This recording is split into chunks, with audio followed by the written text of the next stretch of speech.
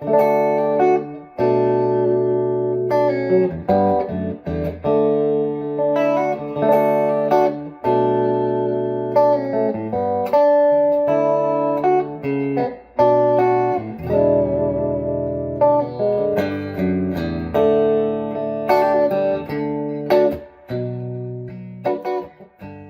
is the Anderson S Icon in Distress Level 2 in Shoreline Gold. We've covered some of the design aspects. This guitar, of course, is no different. It's the same neck, heel, and body pocket fit that we discussed earlier. This is a caramel maple satin finished neck, which feels so good. We have employed, because it's a tremolo, vintage tremolo system on this guitar, we're going to employ the locking tuner because it just makes sense. So what is an icon? An icon is what you think. We're all familiar with this guitar type.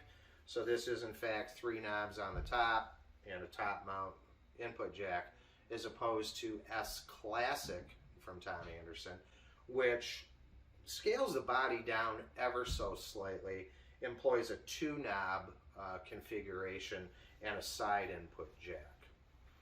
Body contours, the belly cut, if you will, and the drop in the top back here, they spent a great deal of time on trying to figure out where all that stuff should go, the slope, to provide the greatest possible comfort. Electronically, this looks pretty simple. Humbucking in the back here, I believe this is an HC1. It might be an HC1 Plus. These are in fact SC1s, which are vintage F-style pickups. And then we've got basically a vintage humbucker with just a little bit more push to it. We have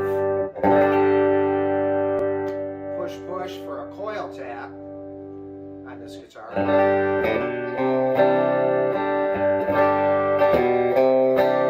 Give that nice present quack that we all love.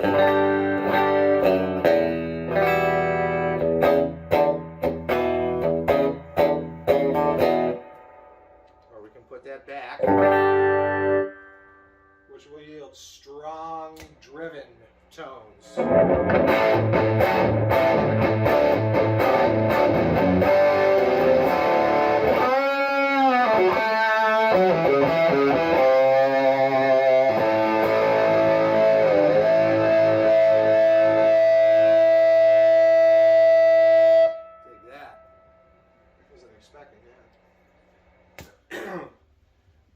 Where it gets to be even more fun than that, position 2 is what you would expect. These 2 pickups, I can knock this coil tab in. I've now got 2 single coils, or I can have a single and a humbucker. Go to position 3, again, what you would expect. Middle pickup.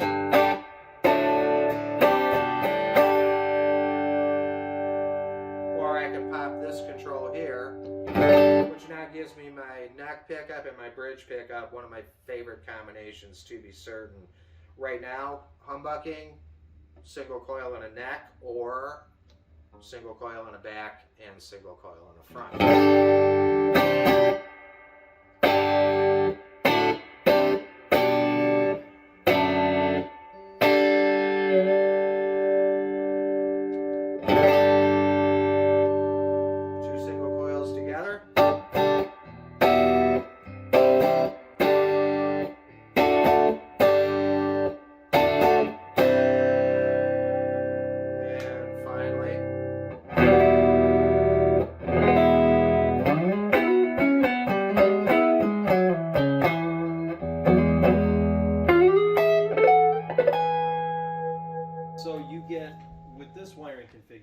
Basically, you get a regular SSS, or you get an HSS, and you get both of those with either a standard 5-way switch or basically a super switch, with the middle position being neck and bridge.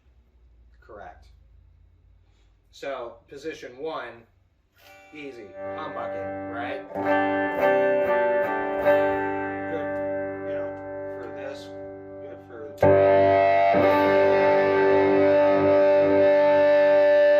That's off the leash right there. Right there it is. You know. So, and certainly we can turn this into, with this push-push switch, and this can be done with a mini toggle switch. It can be a push-pull. For me, it's I just like to push. I don't want to pull up on a... And it's under the hood. So now I've got a single coil in the back. What you get is...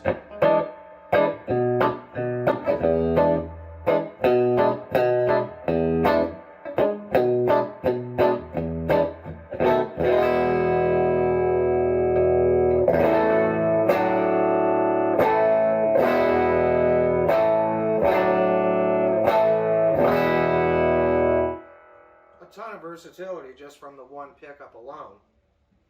We move into, if we tap this back pickup here and move into position 4 for some people, 2 for other people, then we've got very smooth, eloquent, quiet single tones, single coil tones.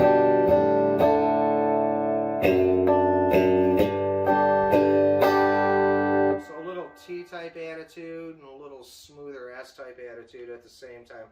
This is where, you know, some of the magic lies. We'll credit Roy Fott with the electronic designs that go into these guitars.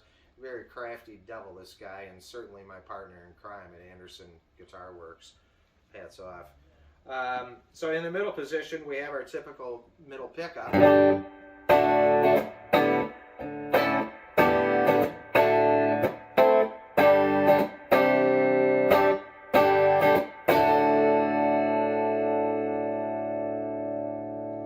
Push pot gives us now our neck pickup and our humbucking pickup as it sits right now. And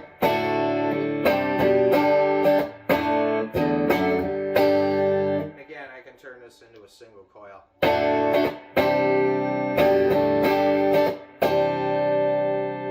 Position 2, what you think it is, these two pickups together.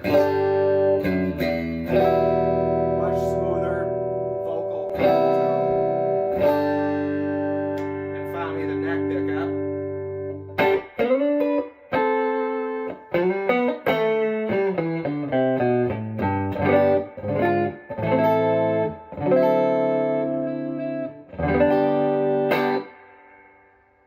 Awesome. Electronic goodness. This is an even taper neck. So again, from the nut to the heel is an undetectable graduation of product as you get to the heel of the neck here. Satin finish, caramel maple, extreme stability. Frets on this, I don't recall exactly what they are. I typically go for a medium jumbo. Not a big fan of a vintage fret. And I don't think most people are fans of vintage frets. Fretboard radius is compound, 12 to 14 inches. Again, something that doesn't feel really any different from down here to up here. We all know the problems with the early 7.5 inch radius where you could bend a note to death and nothing would really come out, although they would play wonderfully down here. Another thing to mention about the even taper is that because it's essentially an even girth all the way up and down this neck, there's a little bit more power in this first position with open chords. And then as we move up the neck, the amplitude, the volume, the output of the guitar remains very, very stable. It just works out great. It sounds wonderful that way.